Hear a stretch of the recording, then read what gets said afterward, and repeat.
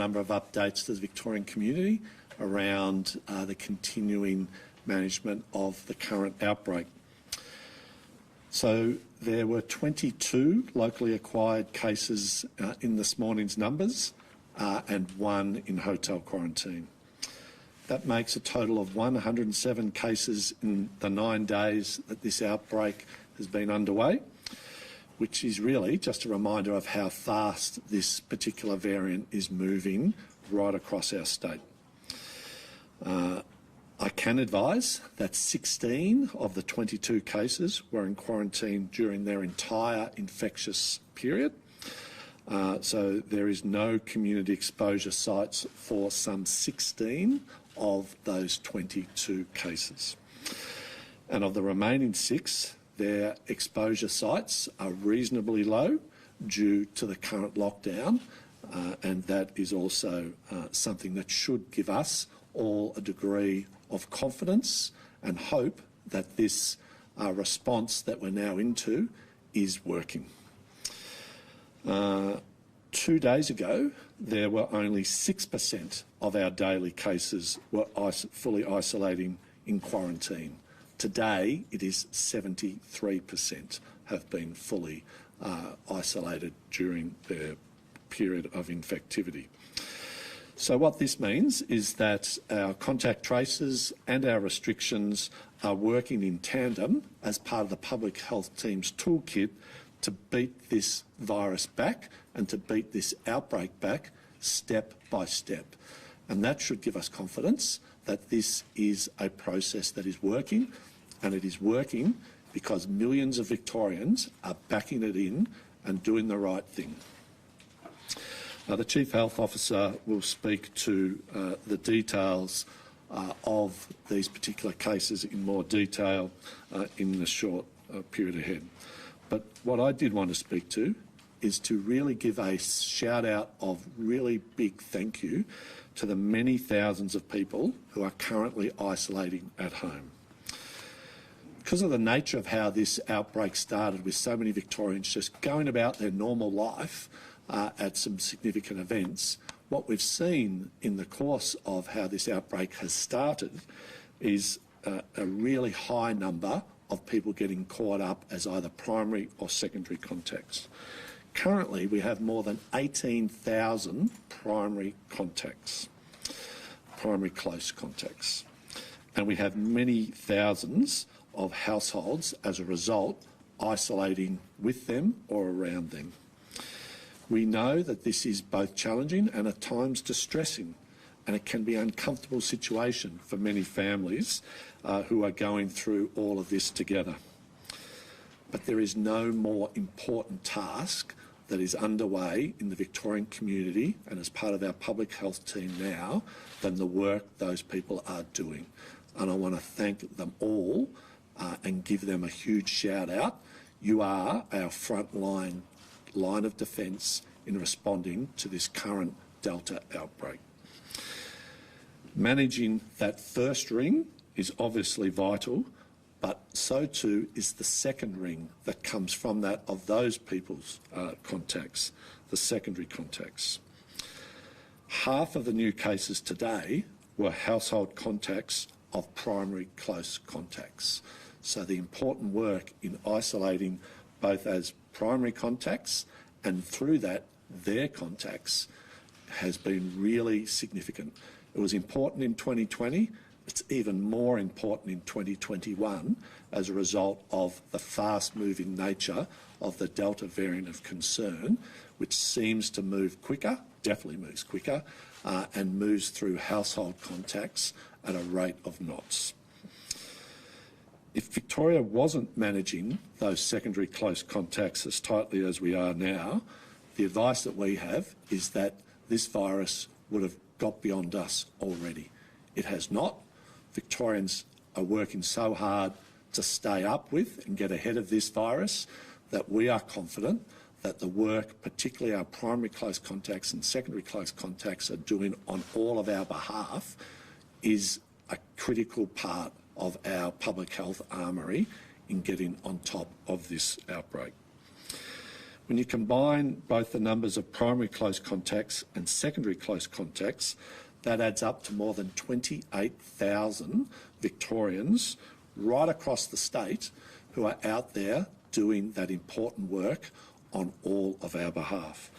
This is a big number, and I want to thank all of those Victorians for the huge effort they are putting in keeping us all safe and doing the hard yards for us all to get ahead of this.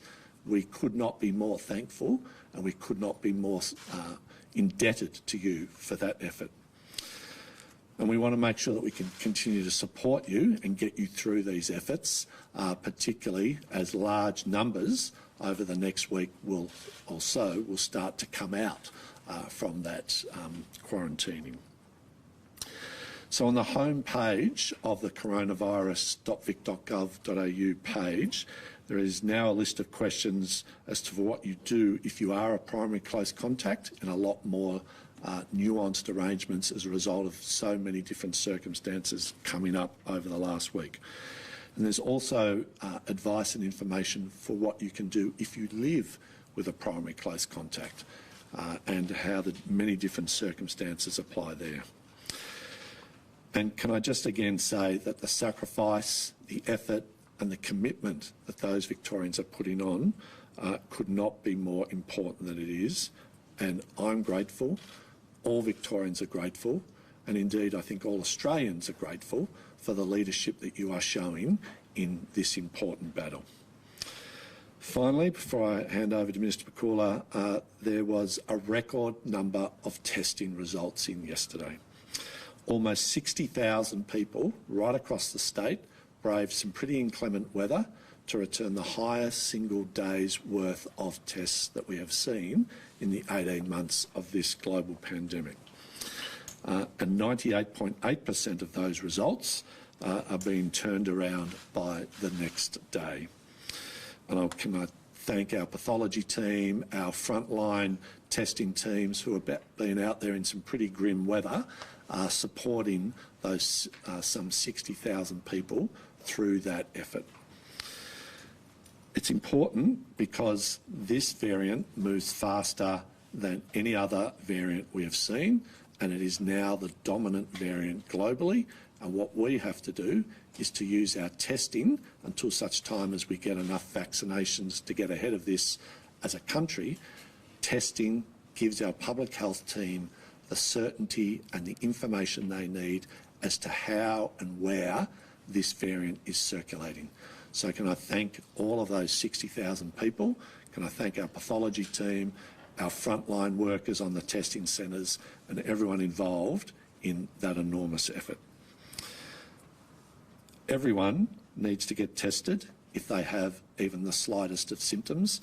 It continues to be the most important thing you can do, and until such time as we have enough vaccines for everyone that wants one and needs one, staying ahead of this is through testing, is through following the rules, is through making sure that we follow all the public health advice.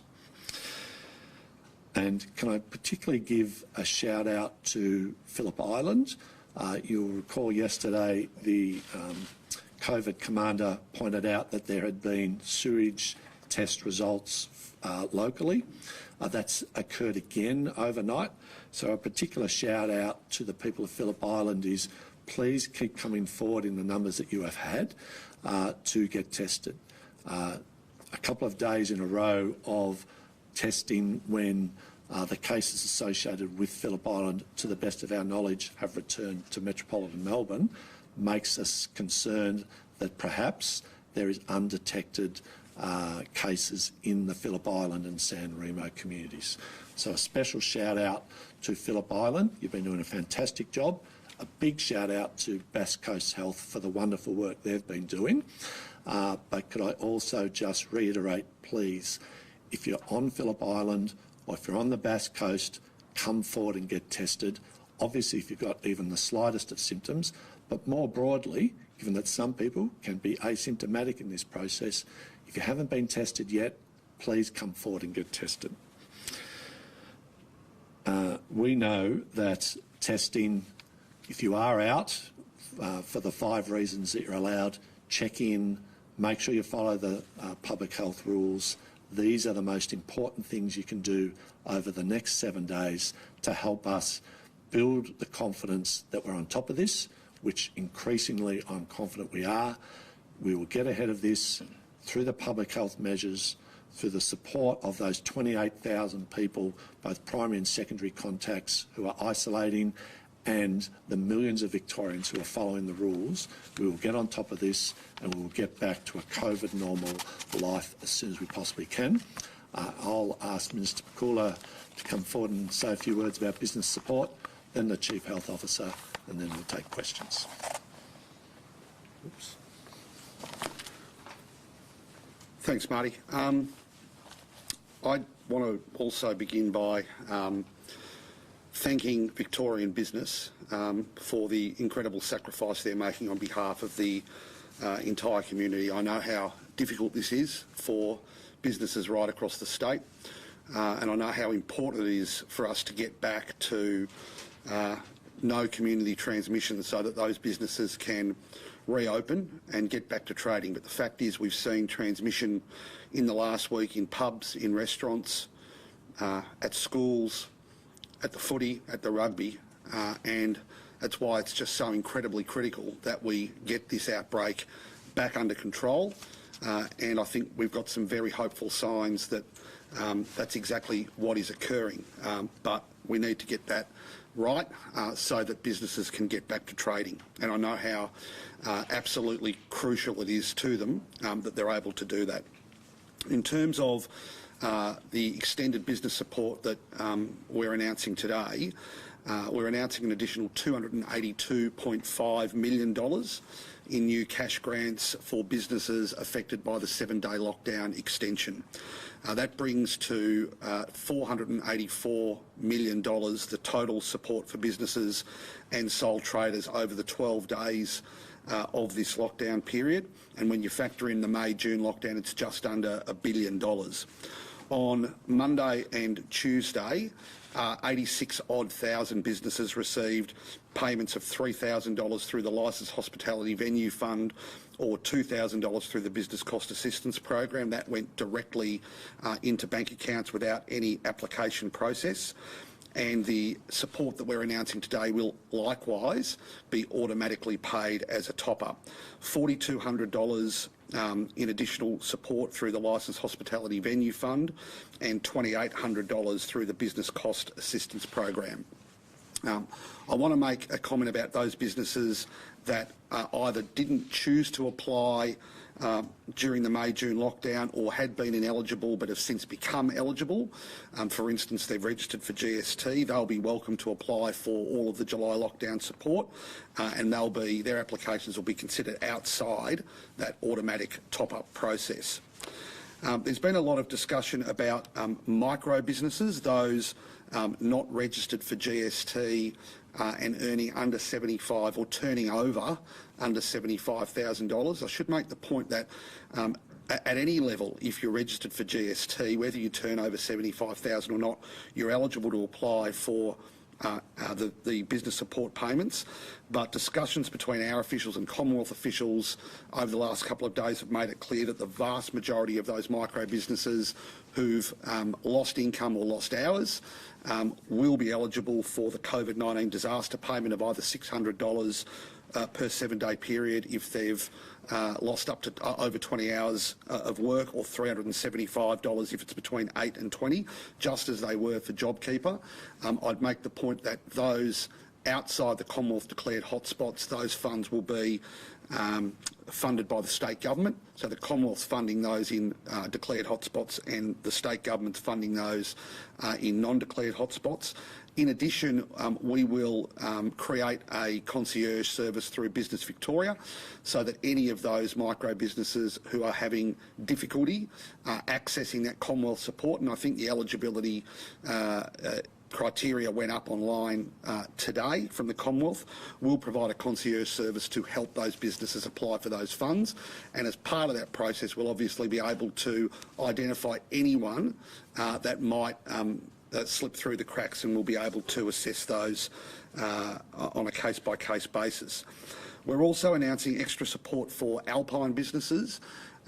We recognise that the snow season is a relatively short period of time, and so any impact during that season has a proportionately greater impact on businesses in the alpine regions because their earning capacity is not year-long. So for those businesses, in addition to what I've announced through either BCAP or Licensed Hospitality Venue Fund, they'll be able to access an additional $3,000. And we've extended the Impacted Public Event Support Program, which will mean that for live performance support, there'll be grants of up to $7,000 available. We're also providing grants of up to $2,000 for eligible community sporting clubs across the state to help them cover the cost of cancelled events. And I think that's obviously in an environment where community footy, netball, community soccer has been shut down over the last couple of weekends. That's an opportunity for those community sporting clubs to recoup some of those costs. That means the total support throughout the pandemic for business by the government is now in the vicinity of $7 billion. I understand that for businesses that are doing it really tough, every bit of support is important, but it also doesn't cover all of their losses. That's acknowledged and understood by the government, but we are providing, we've provided $7 billion worth of support throughout this pandemic. We'll continue to support businesses as the need arises. Both the Health Minister and I are profoundly hopeful that we don't have to go through this again, but we recognise that this is a very dynamic environment, and in the event of any future need for support, that the government stands ready, willing and able to provide that support where necessary. With those comments, I'll hand over to the Chief Health Officer, and both the Health Minister and Brett and myself will be available to take questions at the end of that. Thanks, Minister Pakula, and good morning. So 20 new cases today. 5 are linked to Trinity Grammar. That's 1 staff member, 2 students and an additional 2 household members. So that's 5. 5 more are linked to Miss Frankie's, 2 staff, 1 patron who visited on the 15th and 2 household contacts. That's 10. 3 are linked to Young and Jackson's. All are workplace contacts of a positive case who was present at the pub. That's a small workplace. We're comfortable that we've got our arms around those cases. So that brings it to 13. 3 are linked to St Patrick's in Murrumbina, 2 students and 1 household contact. That's 16. 2 are linked to Amy Park. Both are patrons seated within 2 or 3 rows of the index case there. So that's 18. 2 are linked to Bacchus Marsh Grammar, both household contacts. That's 20. 1 is a worker from the Westgate Tunnel who was a close workplace contact of a case there. That's 21. And 1 is a family member of the previously unlinked case that we announced yesterday from the northern suburbs. So that's 22. So I can advise our epidemiologists have formally linked that case from yesterday to the Coolaroo cluster. They're related to one of the earlier cases in that cluster. And we're continuing to support the households there. In terms of primary close contacts of some key sites, so MCG has 3,900 primary close contacts. 70% of those tests have been returned. Amy has 2,300 primary close contacts and 66% of tests have been returned. Trinity Grammar, 2,600 primary close contacts with 76% of tests returned. Crafty Squire, 433 primary close contacts with 70% of tests returned. Ms Frankie, 822 primary close contacts with 83% of tests returned. And Phillip Island, 803 primary close contacts with 57% of tests returned. So thanks so much for everyone who is getting tested as primary close contacts. We know it can be a real task, especially in awful weather. There might be sites where you've had a bit of a wait. All I can say to you is please keep at it. As those tests return, we just get more and more assurance that we've got control of this. In terms of priorities, we do still have some concerns, obviously, about Amy Park and the MCG with the levels of transmission that have occurred there. So with the additional 2 cases today at Amy Park, outdoor transmission, not seated, absolutely adjacent to the index case, but a couple of rows away. That's not unheard of in indoor areas, but to occur outdoors is of some concern. So just a reminder, if you are sitting in Zone 2, Sections 22, 23 or 24, you need to be quarantining right now. So that's quarantining for the 14-day period. Doesn't matter if you've had a negative test initially, you're quarantining for that full 14 days. The same goes if you entered through Gate 7 between 7:56 and 8:13 p.m. And if you're in any other area of Zone 2, get tested. There's a map on the exposure sites listing, so have a look if you're unclear about that.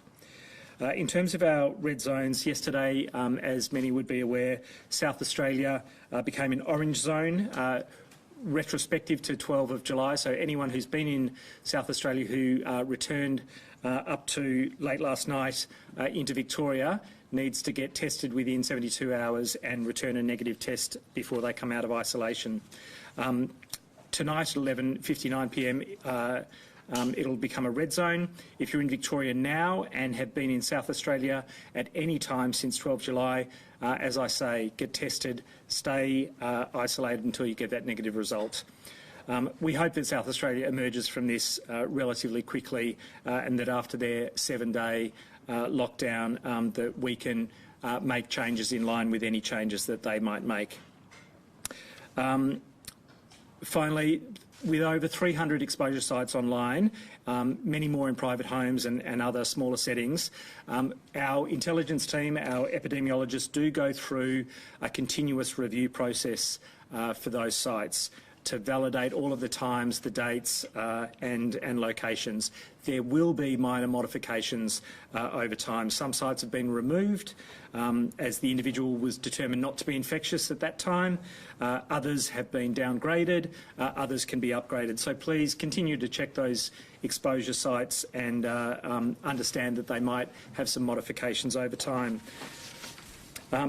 Finally, look, 22 is a large number. It might have looked concerning for those who were following on Twitter this morning or who saw the number come up.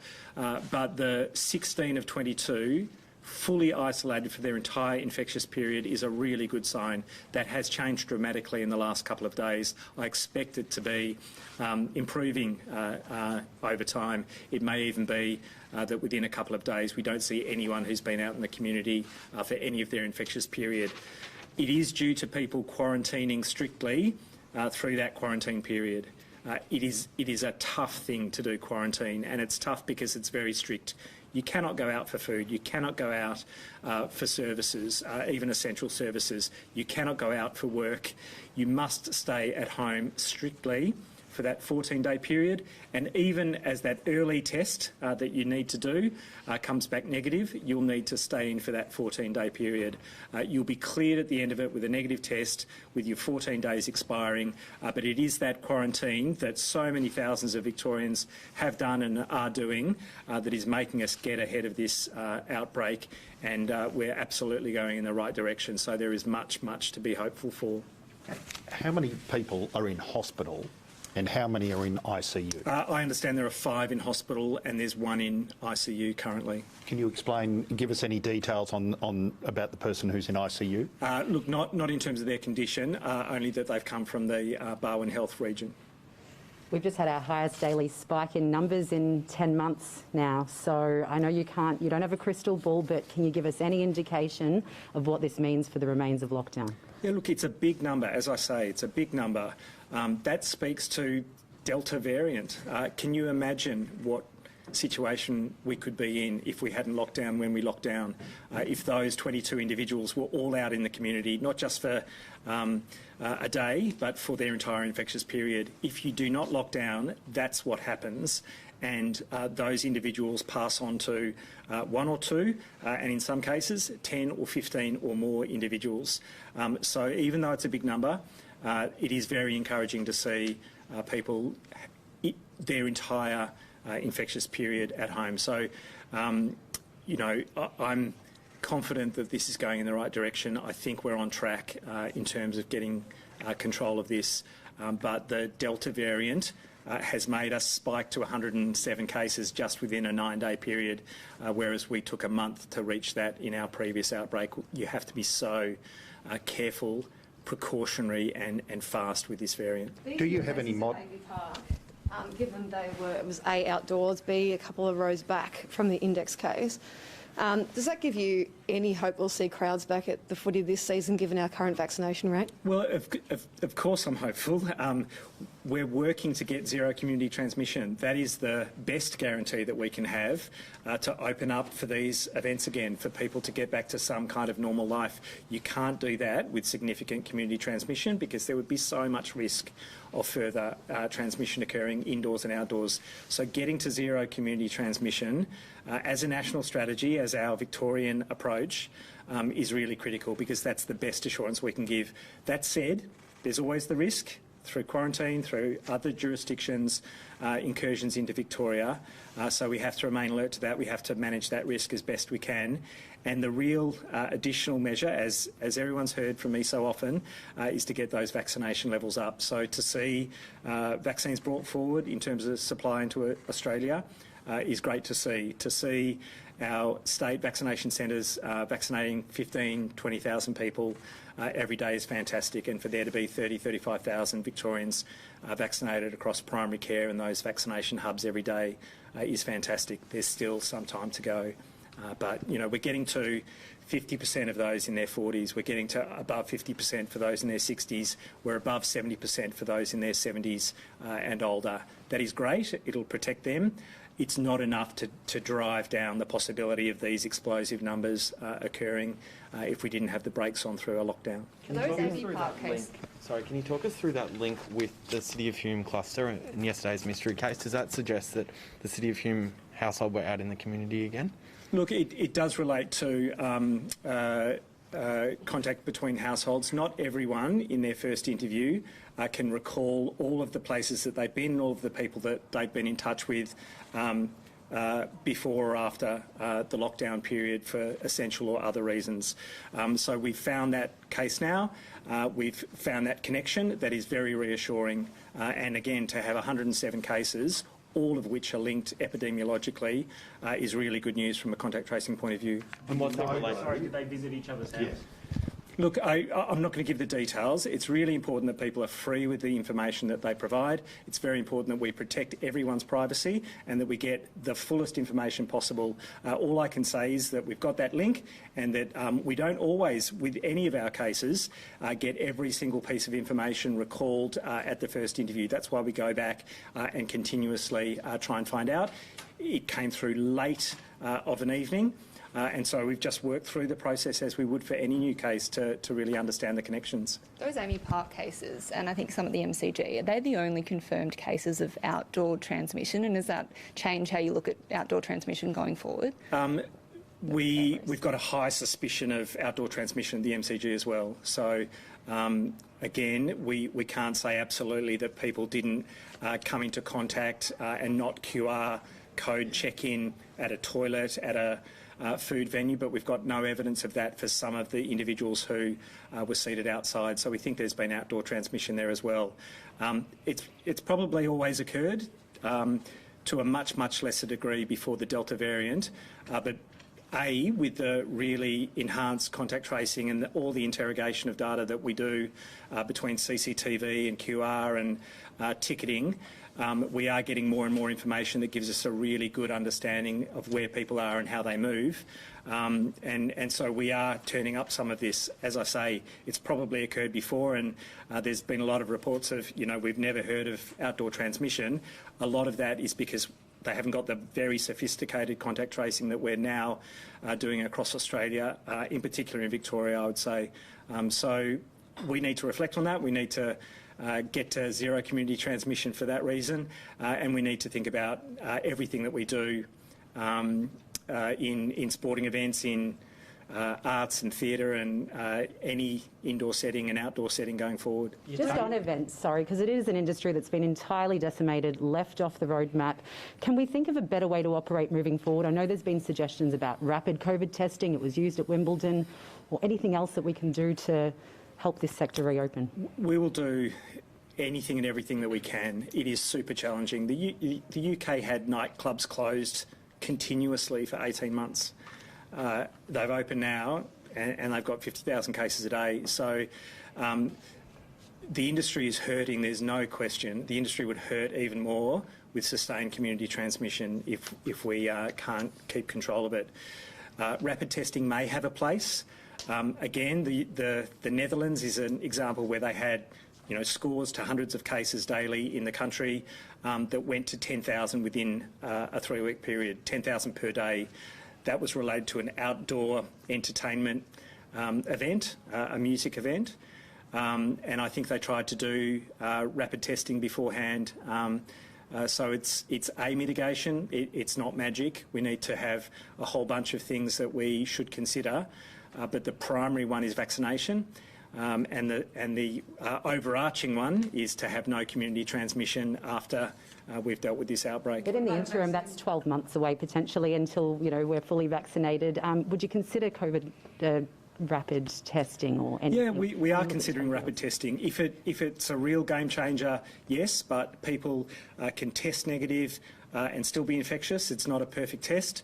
There are individuals who fake their tests. There are individuals who get tested, are negative within 24 hours, but become infectious at the time that they attend. So there's no very straightforward solution here. The really key thing is to get us back to zero. And then the vaccination coverage, even if it's not at 90%, will help manage that risk very substantially, especially with low numbers. What about a vaccine passport? Yeah, look, I know it's under consideration nationally. I've said many times it needs to be equitable across the country. We shouldn't introduce something in Victoria that applies unequally in other jurisdictions or that isn't in place elsewhere. I'd like to see something akin to that. It needs to be validated, verifiable, not forgeable, and we need to understand exactly what kind of allowances could happen with a fully vaccinated or partly vaccinated person. Just on the outbreak, Professor, the attack rate's clearly really high. There's lots of contacts being infected. Are you pleased at the fact that there seems to be a really dwindling number of transmission sites? You're focused on the key ones, they keep exploding, but they're not popping up elsewhere. Are there exposures, and further to that, are there exposure sites that you're concerned about where infectious people roamed, where you haven't seen a case yet, but you're strongly looking at? To the second point, not entirely. I think we're calling out MCG, Amy Park in particular, for people to continue to go and get tested. But that applies to all of the Tier 1 exposure sites, so please review those and continue to get tested, and we'll run through those over coming days. But yes, we're not seeing new transmission sites. I think in part that relates to there being really short periods of exposure on those sites. Our public transport sites have good mask wearing. People are only there for 5, 10, 15 minutes maybe on a tram or on a bus. So they're less at risk than being in a restaurant, being in a bar. The lockdown has changed those exposure sites by virtue of that. People going to Coles or Woolies or Aldi, again, wearing a mask, relatively short periods of time, only doing it for essential purposes and for as short a time as they can. So it changes the risk profile. We're also catching people earlier. They're less infectious. So those times when they've been out at an exposure site, they've probably got a lower viral load. Maybe they're not infectious at all, and that's all good news. We're adding exposure sites. Added one last night where the person visited the place on like the 12th or 13th, so 9 days ago. Why are we adding exposure sites from so far back? Again, new information comes up in interview and re-interview. There is a lot that people go through. We try and we do interrogate their QR code check-ins, but we also incorporate into our interviews the geolocation data on phones, and so there is new information that can come up either through recollection, being prompted by a friend or another family member, or indeed when we get a new case and there's a crossover that we can prompt people about some of these exposure sites. So that's not out of the question to get new information. Sorry to interrupt. Do you know if the derrimate worker at the BP had taken a test and then attended work after a test? I don't know. I can check that. There are a number of cases. Nick, then Bridget. So in terms of modelling, have you done any modelling or have you received any modelling or even an academic estimate as to what sort of figures we'd be talking about now if we hadn't gone into a lockdown? Oh no, I haven't seen the counterfactual, as it were, what it would look like if we hadn't gone into a lockdown. But you know, there are some general modelling estimates around the Delta variant, and that R0 or reproduction number. The thing is, it always changes people's behaviour when you start to see transmission. So that R0 of 5 never really comes into play because people change the way that they move about if they're symptomatic or if they know that there's transmission in the community. When in addition you've got some restrictions on gatherings normally as a baseline, that changes it again. But it is a variant that takes off from dozens to thousands of cases within just a matter of weeks. So I suspect that, you know, we would be at 200 or 300 at this point in time. But if we locked down today instead of when we did, we would get thousands of cases over the next couple of weeks because of where we've gotten to, even in lockdown now. So, you know, it's very hard to demonstrate what you're avoiding, but I think we'd be in a world of hurt, maybe not so much today, but we'd be in a world of hurt over coming weeks if we hadn't done what we've done. Brett, you said, so 22 you said is concerning. Do you think we've peaked or do you think we'll see even more cases in the days ahead? I think we've peaked in terms of numbers out in the community while infectious. I don't know that we've peaked in terms of new cases that are emerging. There are those household contacts. We encourage people to quarantine on their own for that very reason. We don't want to put family members at risk. But you know, there are people with parental responsibilities. They don't want to give up on those, and they're hard to manage. But we, of course, offer formal hotel quarantine for either the primary close contact who's quarantining, or indeed other household members in order to try and manage that risk. But I suspect we'll see additional household members turn positive through today and in coming days. We don't want people to unnecessarily get transmission because, you know, as I've said, one in ICU, we'll probably see more in ICU. It is both a more infectious variant.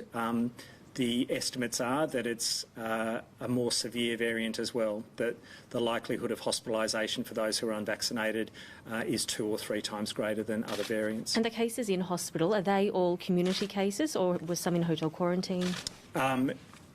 I believe one might have come from hotel quarantine. All the others are community cases from this outbreak. Just on cases. Exposure sites from Mildura that were removed last night. Do you know why that is? Because that includes the Mildura shopping plaza. So thousands of people would have got tested that had been there, clogging up those queues. Yeah, I don't know the specifics, Bridget, but I imagine it relates to some review of infectious period and the likelihood of an individual being infectious when attending that site. Inconvenient for people who've gone and gotten tested. I hope that the majority of those were symptomatic and needed to be tested in any case, but we will, you know, take a conservative approach on initial estimates and initial information. If we get a tailored bit of information where we can make a better risk assessment, we'll change that. Just on Nick's question on modelling, so this year 22 cases resulting from 50,000 tests compared to last year, hundreds of cases from 10,000 tests. So how has that impacted or influenced your decision making in the way we approach this virus moving forward? We want tests to be readily available for anyone who's symptomatic, anyone who's been to an exposure site and needs to get that result. The turnaround times being 99% within the next working day is the next day is really useful. The constraints with testing make it much trickier with the Delta variant. You've only got that very short window, and it's probably a shorter window than it's ever been to follow up those close contacts. So getting that test result so that you know that you've got those close contacts that you need to chase down is really critical. And the number of tests that we can do within that really tight turnaround time is incredibly useful as well. So the path lab's doing a fantastic job, and everyone in support of that at the testing sites and transporting those specimens. Now, the Chief Health Officer is due at AHPPC in 10 minutes. Can I just get one in? Just on, there was a, I don't know if this was discussed yesterday, tell me if it was and I'll stop asking, but a Melbourne woman who travelled up to Queensland who tested positive in Queensland. She was at a Tier 1 site here and didn't isolate. Do we know about her details? Only that she was at a Tier 1 site. She travelled up to Queensland. We did address it yesterday. She had an initial negative test and then a subsequent positive, but Queensland Health have done the interview with her. All of her infectious period was in Queensland, so we haven't done an interview to have additional details, but she was informed of being a primary close contact by our team, but she'd already travelled to Queensland at that time. Which site is she linked to? Young and Jackson's, that's right. Professor Sutton, 16 out of 22, completely in isolation. Is it ever even possible for us to get to 100%, given that there are still essential reasons to leave home? Like, why were these 6 out? Was it work or what? Yes, it's absolutely possible for us to get to 100%. We're aiming to get to 100%. Even with essential workers, if you've identified a close contact, primary close contact, secondary close contact in time, in advance of them being potentially infectious, then they're not going to their essential work. They're quarantining strictly.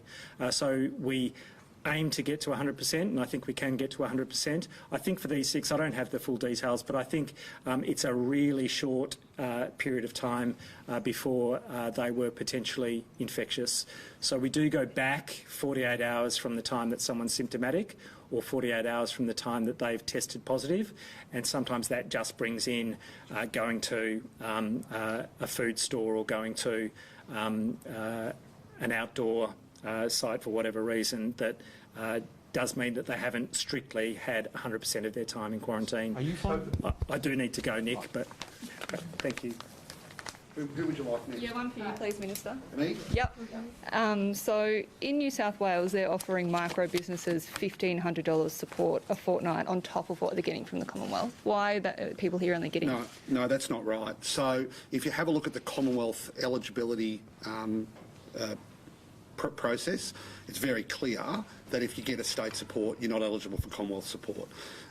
So they're not getting. It's not on top at all. But the amount they're getting is $1,500. The amount micro businesses will get here is only the Commonwealth support payment, which is $600 or something. Is that right?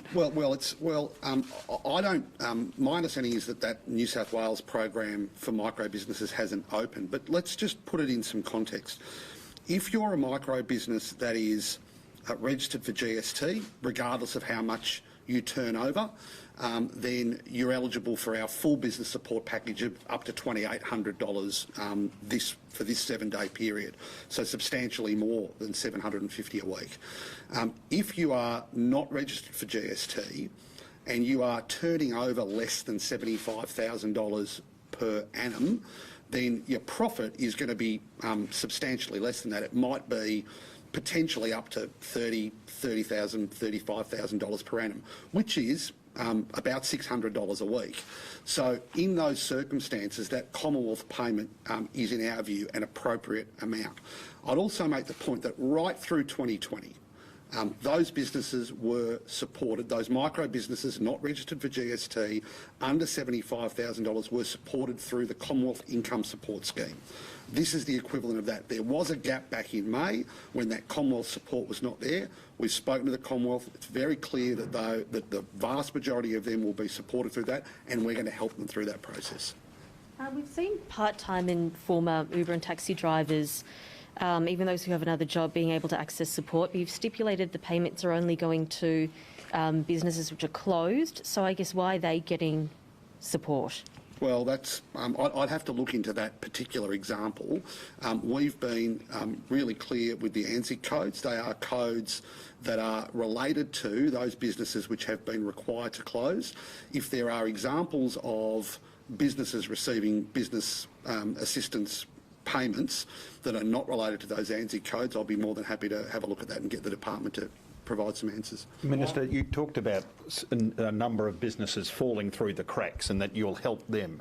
Do you have any idea what sort of number of people are falling through the cracks? Well, we think that once this Commonwealth support starts to flow through, we would expect those numbers to be very, very minimal, if any at all.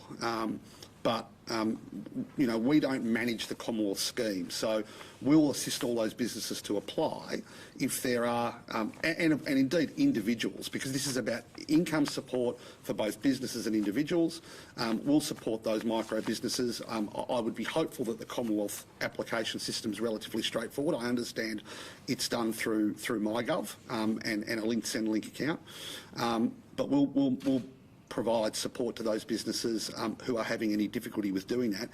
If any anomalies emerge, we'll look at those anomalies as they come through. We don't expect there to be many, but we'll have a look at any anomalies as that process gets underway. And you said 86,000 had already received their payments for the previous week or so on Monday and Tuesday. How many applied? 86 have been paid. How many? No. Well, that's the 86,000 that were just automatically paid out.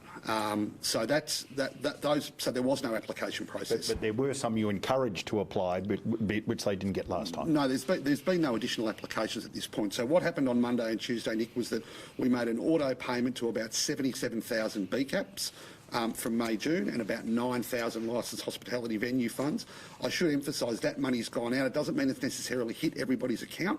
That'll depend on what financial institution you're with. And again, with this additional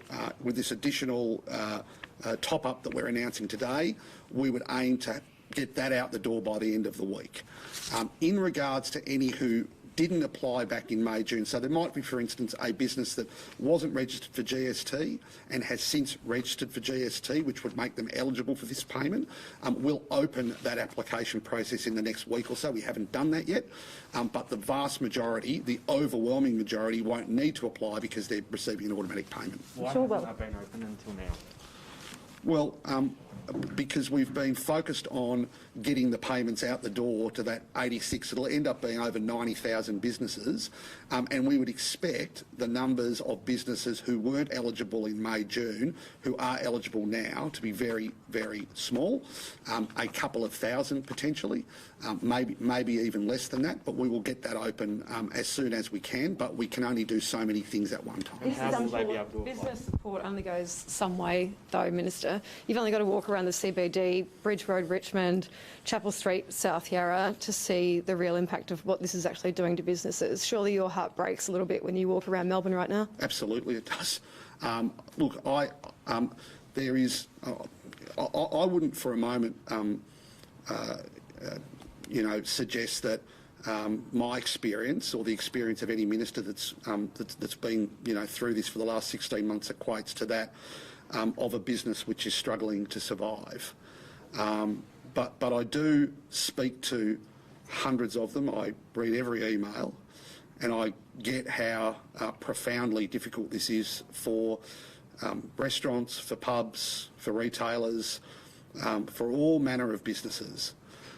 But it's why I'm determined, Martin's determined, Brett's determined to get this outbreak under control as quickly as possible. It is not possible for any of those businesses to get back to anything equating normal operation when there are huge numbers of cases circulating in the community. So as difficult as it is, the alternative would be much, much worse. But yeah, it's as someone who has spent all of my 52 years living in Melbourne, who loves this city, who wants to see it thrive, and to see businesses succeed, and to see people employed, and to see life and vibrancy. Of course, it hurts every one of us, and the best thing we can offer is the hope that we are getting on top of this, and we will get them back to trading as quickly as we possibly can.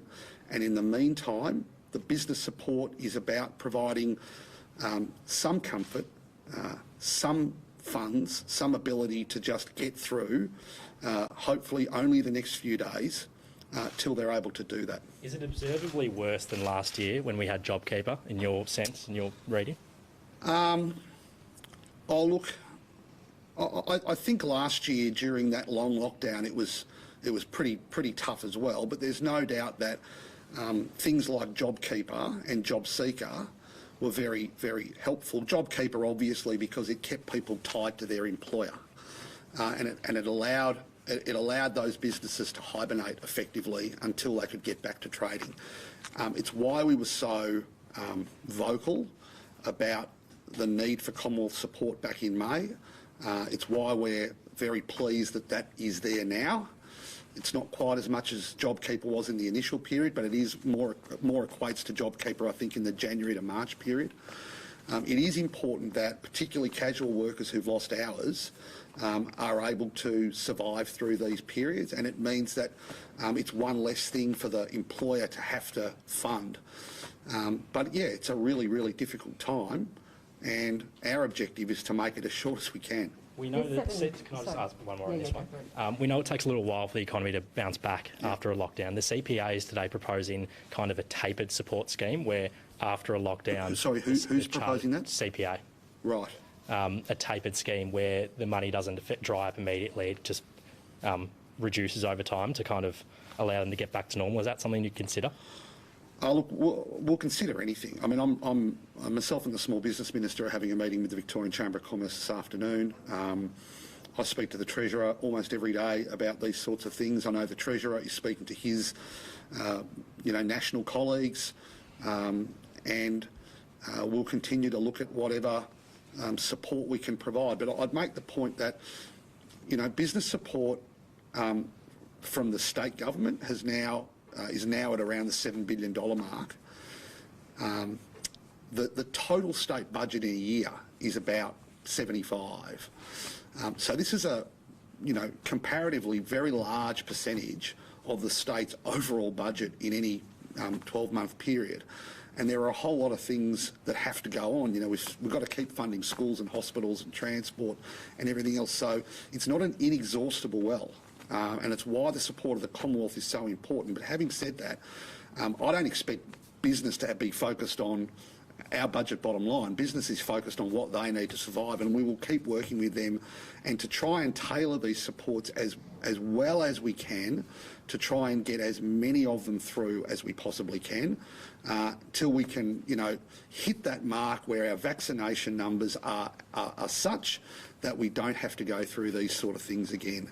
And it's why, as someone who's had, one dose but not my second, I'm really grateful to everyone because, I don't want to catch this either, but we've all got to get everyone vaccinated. We need the supply, we need the uptake, we need people to come out and get their jab as soon as they're eligible and as soon as the supply is there so that they don't get crook and so that business doesn't have to go through this any more than is necessary. Nick. Minister, what about rent relief? So many people we talk to say that's what small businesses, that's what we really need, because at the moment they're struggling. They obviously can't trade, but they still have to pay their rent. Look, I understand how difficult paying rent is, and if you're talking about CBD businesses, that rent can be, can be pretty high. It's also important to remember that, we during that commercial tenancy relief scheme last year, there were a lot of landlords who were, really struggling as well because they weren't receiving rent, it was the function of a national agreement. That was a nationally agreed scheme that's not in place at the moment. I understand that the Board of Treasurers, or that National Treasurers body, is monitoring that issue, whether or not that needs to be reinstituted. I don't want to suggest that it is, but I understand that it is something that's being monitored. If more, if the view emerges amongst the state treasurers along with the Commonwealth that something needs to be done there, then that's something for them to decide. What more do they need to find out? I mean, it's pretty clear with a lot of small businesses that rent is killing them. What more do they need to investigate? What more do they need to find out? Well, as I said, I'm not in a position to to be able to give you better information about what those discussions look like. But the state government could do something, couldn't it? And I'm saying rent relief is not a zero-sum game, in as much as, you know, for everyone that doesn't pay rent, there's someone else not receiving rent. So it's a very complex issue, and the support that we're providing. So, you know, in this outbreak alone, for say a commercial hospitality business, there's been over $7,000 of support over a 12-day period. That will assist with that. We will look at whether more needs to be done, but I've got nothing to announce about that today. Just on the $7 billion, sorry.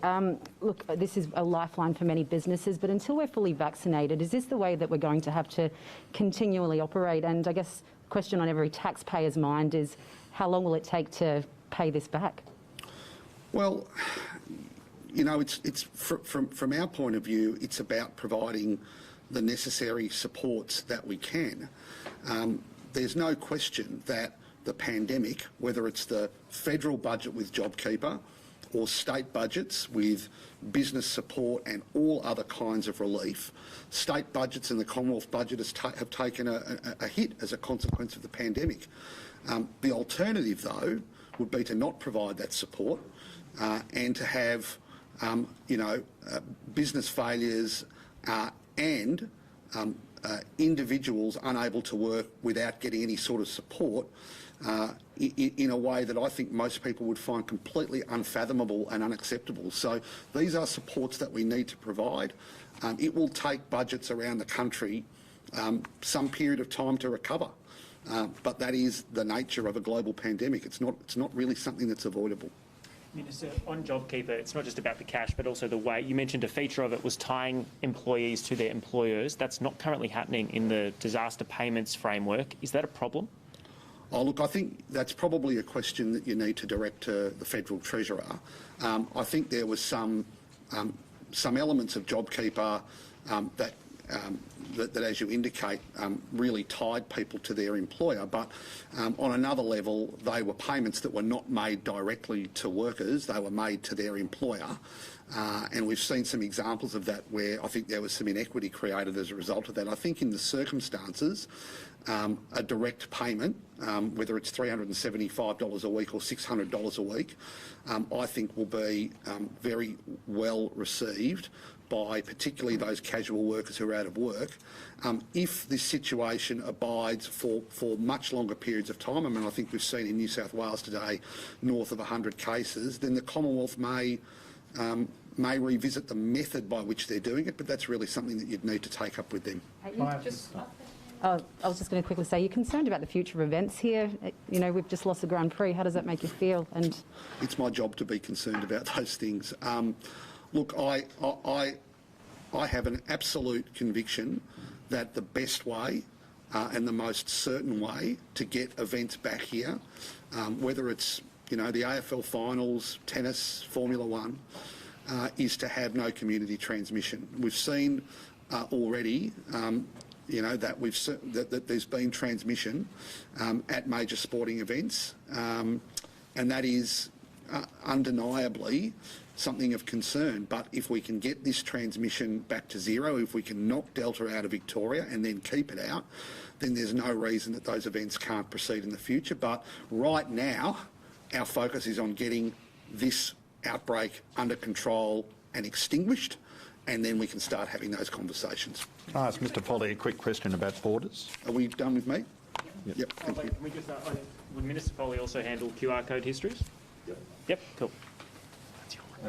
So, Mr Foley, we've spoken to a number of people at the airport today who are coming in from various locations. They're surprised at how lax the security is at Melbourne, checking exemptions and forms and things like that. And secondly, truck drivers. Are you going to put up more testing facilities, particularly in Gippsland? Because at the moment they say it's creating havoc. So working backwards with the freight industry. So as the freight code has been in place for nearly 18 months now, and yes, we have set up, particularly on the Hume, the busiest freight channel in the country, dedicated health testing facilities in partnership with the freight industry. The freight industry has largely taken charge of the testing themselves, and we've brought forward from weekly testing to every 2 or 3 days. If there's more to be done, then of course we'll look at doing it, particularly on those Princess Highway, South Australia, New South Wales locations. But the freight industry have been excellent partners, incredibly responsible. Yes, they've had a few rogues, but they've been dealt with. But I've been quietly pleased with the cooperation of the freight industry. We've stepped up and added to that as a result of the now bringing forward of more testing. But if there's more to be done, I'm sure we can have a look at it. What about the exemptions? The airport. Yeah. People we speak to at the airport say the security is very lax on it. Well, I'd be surprised. We're meeting all the red zone flights and we're meeting now all the orange zone flights, and the level of compliance that I've seen from reports and the cooperation from the airlines is extraordinarily high, well into the 90s. In terms of any particular examples, I of course would welcome those and look at those, but the airports have been really quite strong in both presence from authorised officers and meeting all the red and orange zone flights. What about other essential workers crossing the borders? Is there any kind of better policing? So we have continued to have the freight code and other designated worker code, agricultural workers, animal welfare, all the lessons we learnt in 2020, and all of those listed designated worker groups are available for consideration on the coronavirus.vic.gov.au website.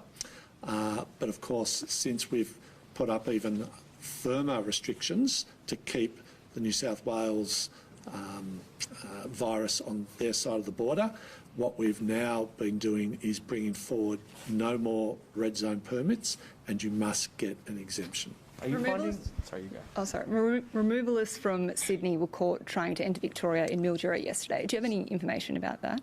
I can confirm that that's happened and that Victoria Police have taken appropriate action. People have been fined and charged and sent back to New South Wales. And should we consider maybe putting up a hard border at that bridge there across the Murray?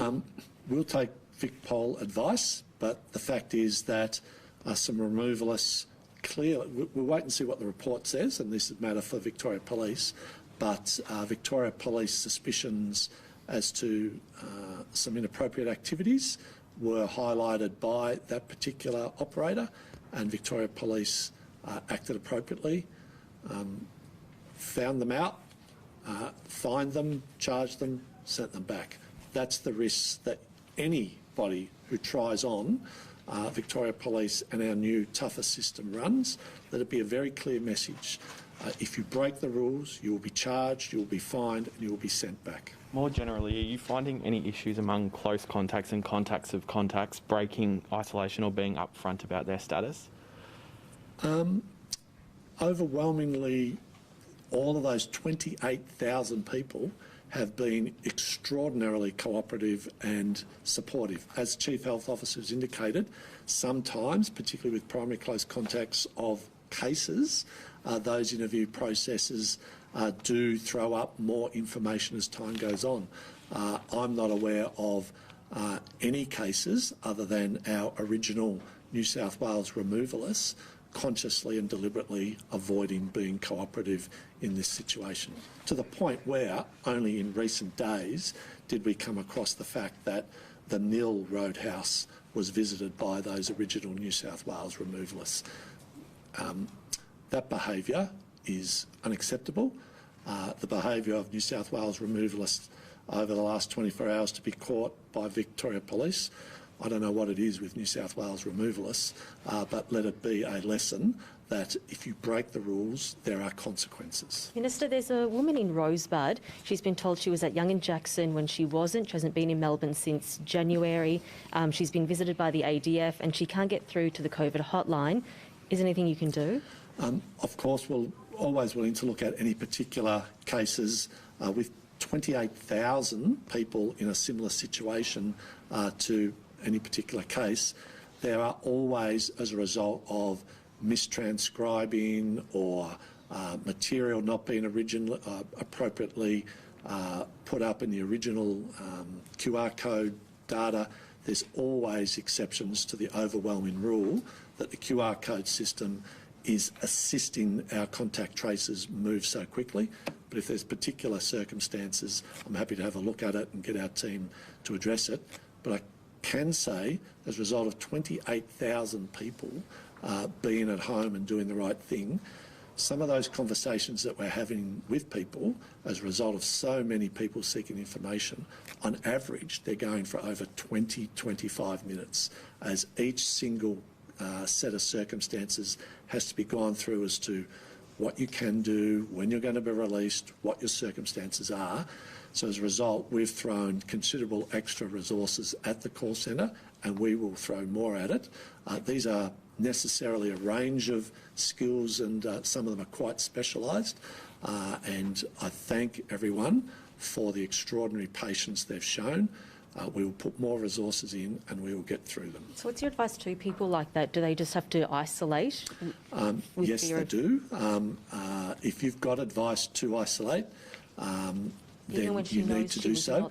And if that advice needs to be changed, then please, we apologise for any delay, but we will get to you as soon as we can. And if there are particular examples that are really pressing, I'm more than happy to have our team look at them. Do you know the relationship? Do you know the relationship between that woman in her 20s identified yesterday and the City of Hume household? Are they family members? Yeah, my understanding is there are broader family connections. So I've just got some broad questions on lockdown. So it's been revealed that they should really only be used as a last resort. So I'm just curious to know what other alternatives you considered as a government before locking down and forecast the next 12 months. Is this the way of life moving forward? No one wants a lockdown. No one wants a lockdown for a moment longer than it needs to be. The toolkit that public health have extends from social distancing measures, health etiquette, density arrangements, the key issues around making sure that as we get back to a COVID normal lifestyle, that we have in place all the measures that Victorians and Australians have become so familiar with over the last 18 months. Public health rules to keep COVID under control.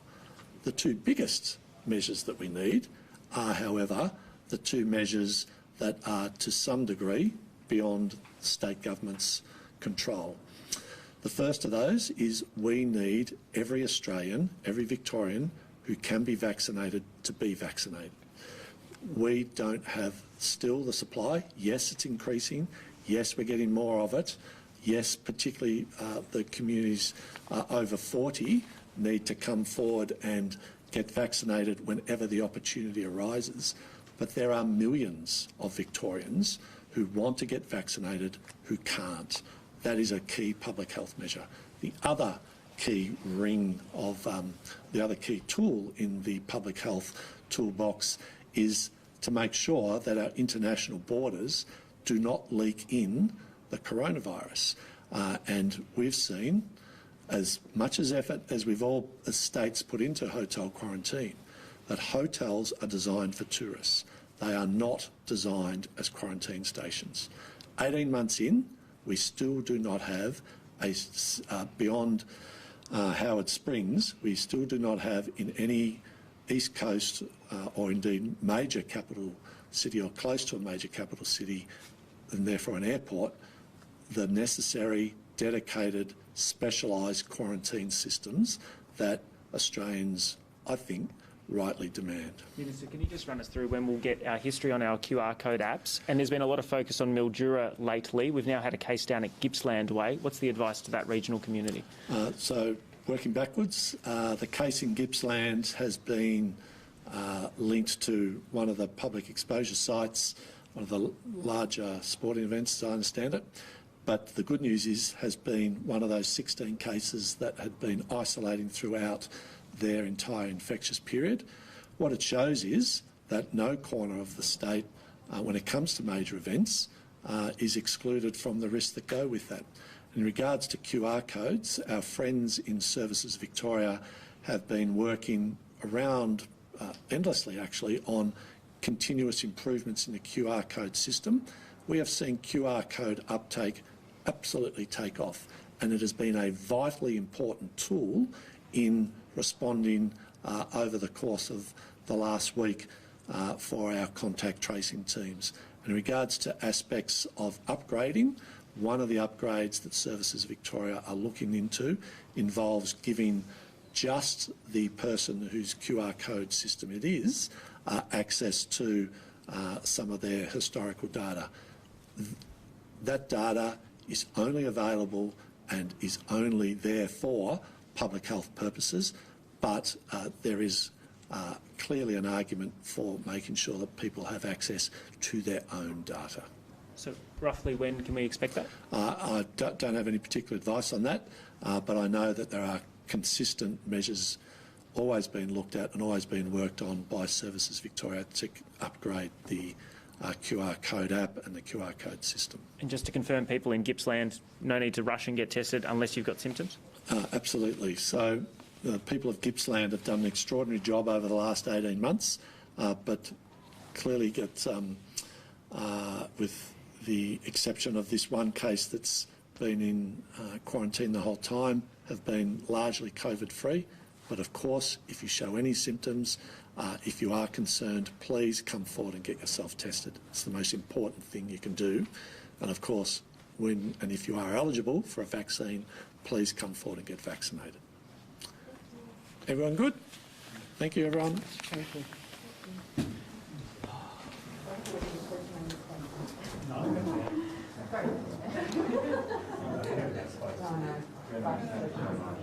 Yeah,